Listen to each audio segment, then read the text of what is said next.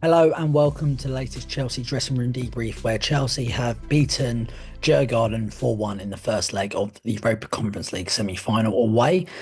So they've got a nice lead coming back to Stamford Bridge next week. And yeah, it was a comfortable routine win, I thought.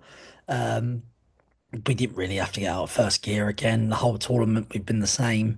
We've just sort of blitz teams without actually having to move the ball quickly. And when we do move the ball quickly, we literally outclass the other teams, which Madueke's goal, the build up in that the play for that goal was exceptional. It's almost as if we play that sort of boring, slow football, knowing that we'll grind the opposition down because we're so much better than the rest of the teams in the tournament. Now, obviously, Betis, Fiorentina in the final will be a different kettle of fish because they're a better quality of team.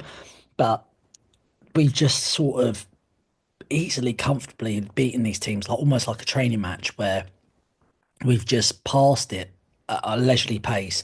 But as soon as we sort of up the tempo, they can't handle it and we go and score one, two, three, four like yesterday.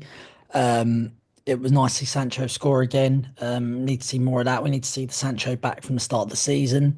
You could tell Maresca wanted to get it done because of how important the Premier League games were to try and get Champions League football, especially after Forest losing last night, where he brought Cole Palmer, Chiloba, Jackson on at half time.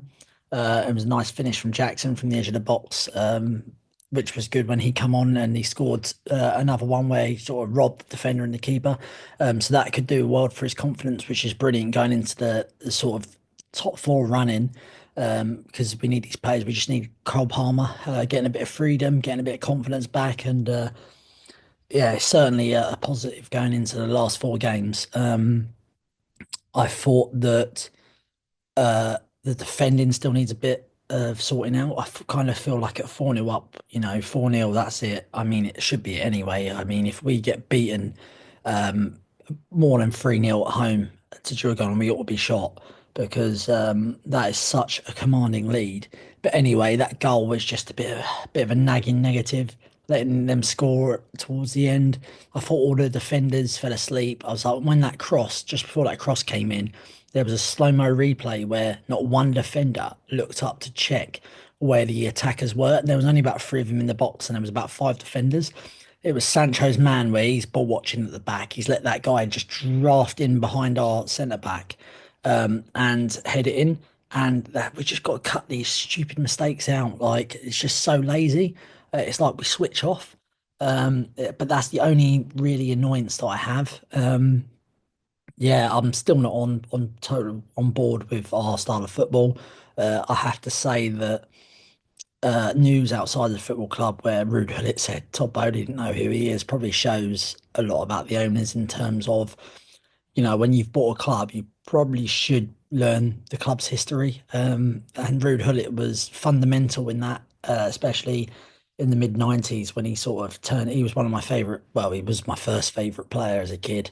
Growing up, I had him on the back of my shirt, and it's just fundamental. Him, Glenn Hoddle, Viali, all that them sort of players and managers in that era sort of turned us into a trophy winning team from mid table fodder. Really, won the first FA Cup in however long in '97.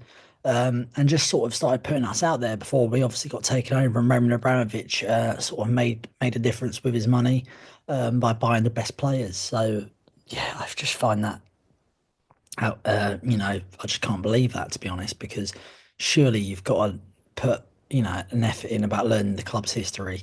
But it just shows that it's just been run as a business now. And that was also correct where in that overlap podcast where Rude said that loads of teams are losing their DNA because of that. And that's exactly how it feels being a Chelsea fan at the moment.